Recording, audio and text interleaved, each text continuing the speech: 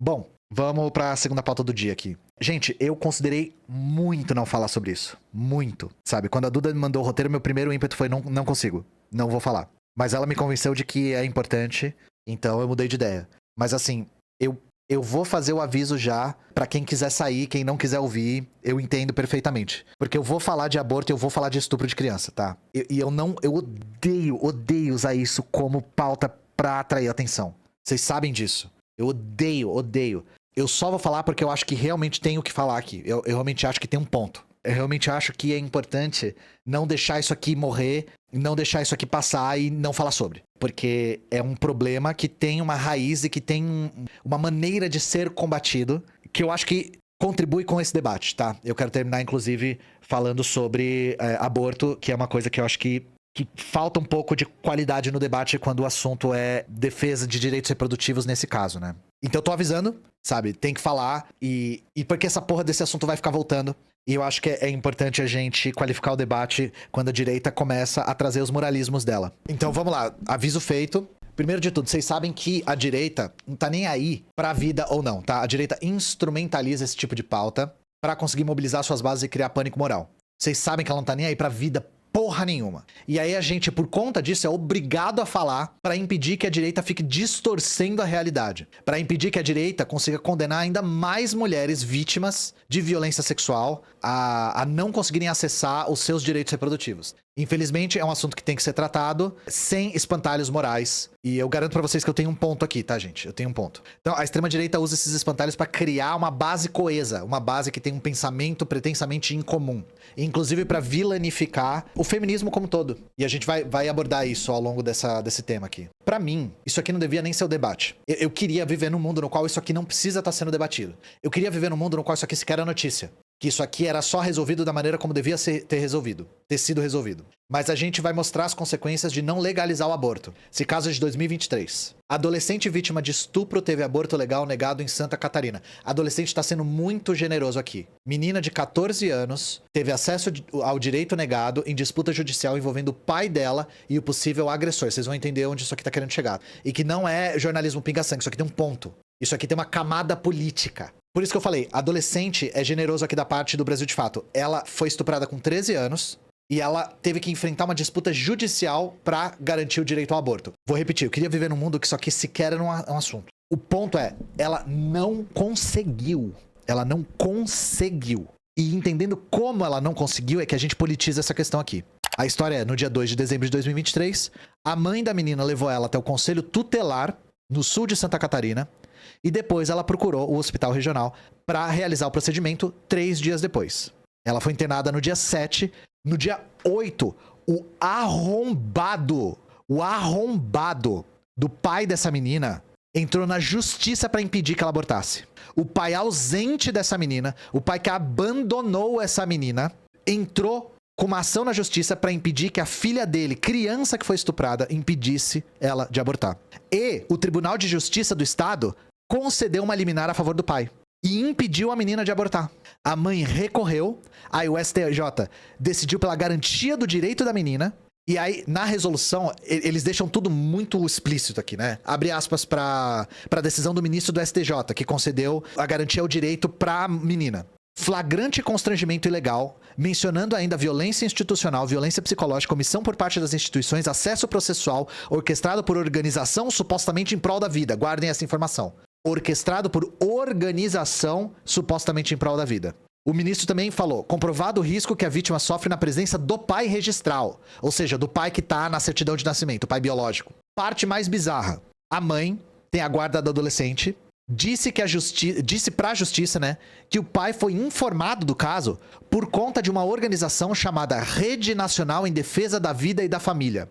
O pai não fazia a menor ideia do que tinha acontecido. Ele nunca quis saber da filha.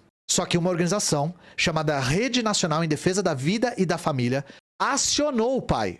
É uma organização anti-aborto ligada a religiosos fundamentalistas e tentou convencer o pai a pressionar a mãe a desistir do procedimento. A ação movida pelo pai previa uma multa de R$500 mil em caso de descumprimento e previa que a mãe não podia recorrer para outro hospital. Essa ação citava, inclusive, o Estatuto da Criança e do Adolescente ao pedir, abre aspas, colocação do nascituro para adoção, fecha aspas. O que é irônico em vários níveis, porque assim, o cara usou o Estatuto da Criança e do Adolescente para impedir a filha criança dele de acionar o direito legal dela.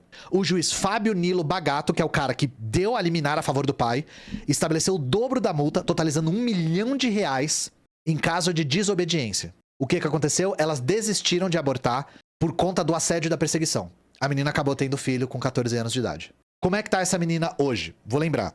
Isso aqui foi por conta de uma organização chamada Rede Nacional em Defesa da Vida e da Família.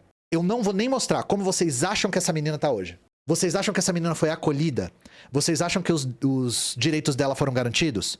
Vocês acham que a sobrevivência dessa criança foi garantida? Afinal de contas, é uma organização a favor da família, não é?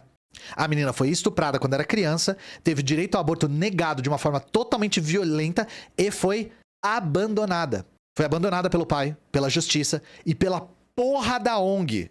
A ONG evaporou, rede anti-aborto, pressiona adolescente de 13 anos a ter filho do estuprador e depois abandona. A mãe não tem condição de criar essa filha e essa neta. Esse caso é um exemplo patente de como essas organizações religiosas contra o aborto não tem nada a ver com defesa da vida. Rede Nacional em Defesa da Vida e da Família. Meu cu! Bagulho composto por militar, religioso e médico. Militar, religioso e médico. Quem que é a presidenta de honra dessa bosta? Eu vou mostrar pra vocês. A Elba Ramalho é a presidenta de honra desse lixo. Por isso que eu quis falar sobre isso hoje. Não é só um caso de violência. Isso aqui tem um inimigo claro. Essas ONGs charlatãs, fundamentalistas, irrigadas com dinheiro pra assediar criança. Isso é um inimigo claro, tá? Esse lixo devia ser criminalizado pra ontem. Então, se a gente quer combater esse tipo de comportamento, tem alvo, e o alvo são essas ONGs. Essa agenda moralizante anda de mãos dadas com grana também. Vocês veem essa galera velha, decadente, com a carreira que foi assim, um lapso temporal, tipo Regina Duarte, Elba Ramalho, se colando nessas merda. Abre aspas aqui. Segundo a presidente formal da organização Zezé Luz, que é essa outra aí que tá na foto, a ONG atua no acolhimento e no amparo às mulheres em situação de risco de aborto. Essa ONG acolhe estuprador, é isso que ela acolhe. Estamos há mais de uma década salvando vidas da falsa solução do aborto. De fato, a vida dessa menina foi muito salva por conta de vocês. Em suas redes sociais, a ONG promete ajuda e afirma que tem uma equipe multidisciplinar para acolher as mulheres. Essa menina não viu essa equipe multidisciplinar, tá?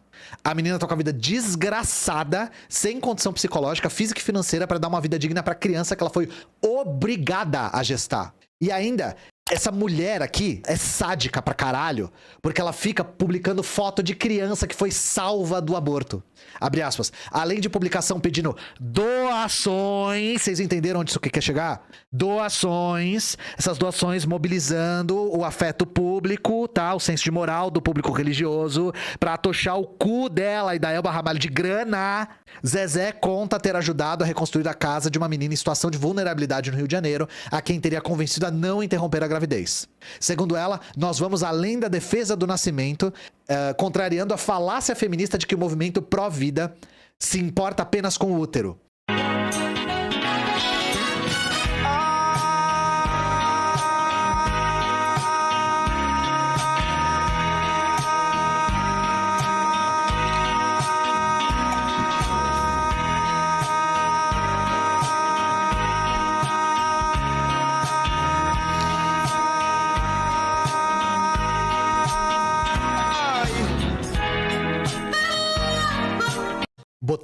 Botei inteiro. Eu foda-se.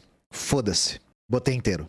Não coincidentemente, essa mulher aqui, ó, essa mulher aqui da esquerda, foi ela que abordou e assediou a mãe da menina que teve o direito ao aborto arrancado das mãos dela, tá? Abre aspas. Quando Rosi, é o nome fictício da mãe, descobriu que a sua filha havia sido estuprada, começou uma peregrinação por todos os procedimentos legais. Boletim de ocorrência, exame de corpo de delito, profilaxia após exposição e pílula do dia seguinte. O aborto legal no Brasil é garantido em 3 casos: estupro, risco à vida da gestante ou anencefalia do feto. A menina não era só vítima de violência sexual, era estupro de vulnerável, ela tinha 13 anos. Por causa disso, ela tinha direito ao aborto sem nem precisar de autorização. Era só ir fazer. E aí essa mulher, eu tô tomando muito cuidado pra não xingar ela. Essa mulher aqui resolveu ir lá tirar esse direito da menina, assediar ela. Aí a mãe foi pro conselho tutelar e pro hospital pra dar procedimento. Enquanto elas estavam no hospital, o assistente social do hospital encaminhou as duas por uma coisa chamada Casa de Apoio São José. Segundo ele, o objetivo era mantê-las seguras e próximas à unidade hospitalar. Foi nessa, entre aspas, casa de acolhimento que a mãe e a filha foram abordadas por duas mulheres que diziam que eram assistentes sociais e tentaram convencer ela de desistir do procedimento. Abre aspas. Queriam nos levar para dar uma volta e conversar. Eu falei que não, porque ela quer tirar e é o direito dela, conta a mãe. Uma fez campanha lá na frente, ficou plantada noite e dia pra ver onde a minha filha ia. Olha o nível de desocupada. Não tem uma porra de um chão pra varrer, uma louça pra lavar, um cu pra coçar. Fica plantado o dia inteiro pra assediar uma menina de 13 anos que foi vítima de assédio sexual. Sádica. Uma das que abordou foi essa aqui que tá na foto, que eu tô mostrando pra vocês. A mãe também contou que ela foi assediada por um padre que era responsável dessa casa de acolhimento, e ela falou que se sentiu ameaçada pelo padre porque ele ficava dizendo que o que ela estava fazendo era ilegal e que elas iam ser presas. Não é! Não era ilegal. No dia seguinte o aborto foi impedido, por conta do pai que essas desocupadas acionaram, e o cara entrou com esse pedido. O cara que alienou a filha dele, o cara que sumiu na vida dessa menina, voltou pra fuder com a vida dela. A ONG foi atrás dele, abre aspas. Além do assédio à menina, a suspeita é que a organização que envolve advogados e outros agentes teria auxiliado na ação judicial que resultou no impedimento do procedimento. O advogado que representou o pai é um cara já conhecido. Ele é uma referência na defesa do pega a visão, ensino domiciliar em Santa Catarina. Um advogado que auxiliou o pai a impedir que a menina que foi estuprada abortasse é referência na defesa do ensino domiciliar. O que a gente sempre fala de ensino domiciliar, gente? Que na maior parte das vezes é uma maneira de manter crianças abusadas pela própria família em cárcere privado. E aí vocês imaginam o que é esse cara nesse campo. Imagina se alguma menina chega falando que foi abusada em casa no ensino domiciliar, que é referência desse cara. Grande coincidência isso aqui, né? E esse cara também é uma grande referência por uma pessoa que talvez vocês conheçam. A deputada aí chamada Ana Campagnolo, conhecida pela atuação anti-aborto. Tem uma outra advogada, e a advogada que representou o cara que foi o estuprador, que é um cara de 22 anos, se apresenta como especialista em... Agora, assim, se você não tinha perdido até aqui, você vai perder com essa advogada. Defesa focada em falsa denúncia de crime sexual. Defesa focada em falsa denúncia de crime sexual. O argumento, ela usa suposto genitor para falar do estuprador, e ela entrou com um pedido para que o estuprador fosse parte no processo que tratava do aborto. Essa advogada, vou repetir, a advogada entrou com um pedido para que o estuprador entrasse como parte no processo que tratava do aborto. O advogado do pai falou em envolvimento amoroso e a advogada falou em relacionamento amoroso.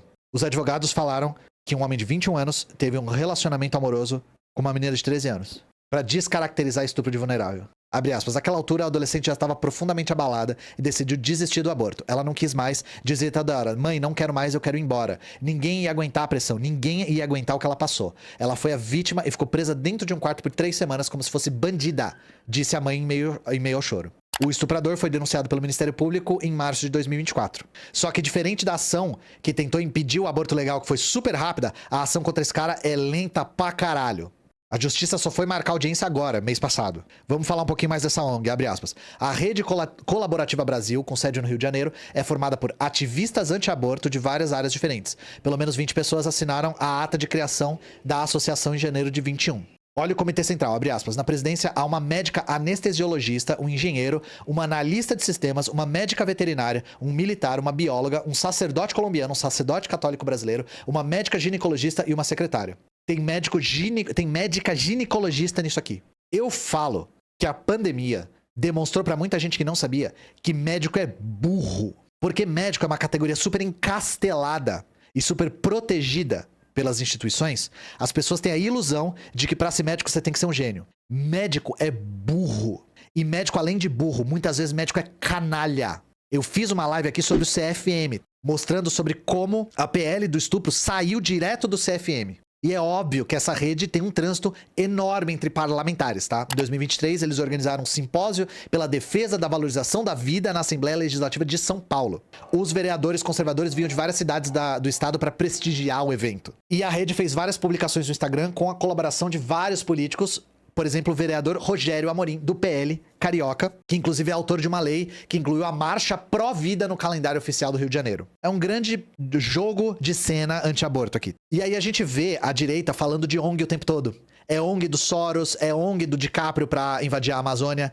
Vocês querem ver o que é a ONG do mal mesmo? Vocês estão olhando pra uma. Exatamente o que eles fazem. Usar a ONG pra ludibriar a população e pra advogar em causa própria. Isso aqui tem muita grana, isso aqui mobiliza a culpa cristã das pessoas pra atochar essas ONGs de doações, pra enriquecer gente canalha. E aí, pra encerrar aqui, eu quero trazer a pauta do aborto pra uma questão mais geral, tá? Gente, a discussão sobre aborto é super simples. É super simples. Eu vejo muita gente da esquerda... eu não gosto de usar essa esquerda metafórica, tá? É porque eu não quero citar nome de verdade, porque eu não quero puxar briga. Mas eu vejo esse debate sendo feito de uma maneira equivocada, no meu ponto de vista. Porque o debate é super simples. Não é uma questão de quando começa a vida, o que é liberdade individual. Gente, o debate é o seguinte, muito simples. Você é contra o aborto? Você deveria ser a favor da legalização. Vou repetir. Quem é contra o aborto deveria ser logicamente a favor da legalização do aborto. Porque os países que experimentaram a legalização, a regulamentação e o acompanhamento de gravidez indesejada e de pessoas que querem abortar, observaram uma diminuição no número total de abortos. Então você, que é contra o aborto, mantendo ele ilegal, você aumenta o número de crianças abortadas. Para usar o seu vocabulário, tá? Então, de novo, o debate é super simples. Eu sou a favor da legalização. E você aí, fundamentalista cristão, que é contra o aborto, também deveria ser, logicamente. Porque foi a maneira que a gente conseguiu observar de diminuição no número de abortos. O debate é esse. É um debate super prático. É um debate com estatísticas. Não é uma questão de teologia, não é uma questão de biologia. Não é uma questão de liberdades individuais. Certo? E isso, de novo, é outra evidência mostrando que essas pessoas não estão nem aí pra vida. Se é vida o que eles defendem lá com a questão do aborto, deviam ser a favor da legalização. Tem nada a ver com vida. Tem a ver com mobilizar a culpa cristã de quem tá olhando essas coisas pra arrancar dinheiro dessas pessoas. Com os métodos mais sádicos, mais sórdidos que a gente já viu. E eu tive que descarregar todo o meu nojo na minha raiva aqui. Porque lendo isso aqui, eu fiquei com a cabeça aérea, gente. Por que legalizar diminui? Tem outra live que eu fiz que mostra todos os dados aqui. É porque eu não separei as matérias aqui, mas, enfim, procura no canal. Então, assim, vai no YouTube, escreve vídeo de gatinho, vídeo de capivara, vídeo de saruê, assim, descarrega esse ódio em alguma coisa, sabe? Drena esse ódio de dentro de vocês, porque tá foda.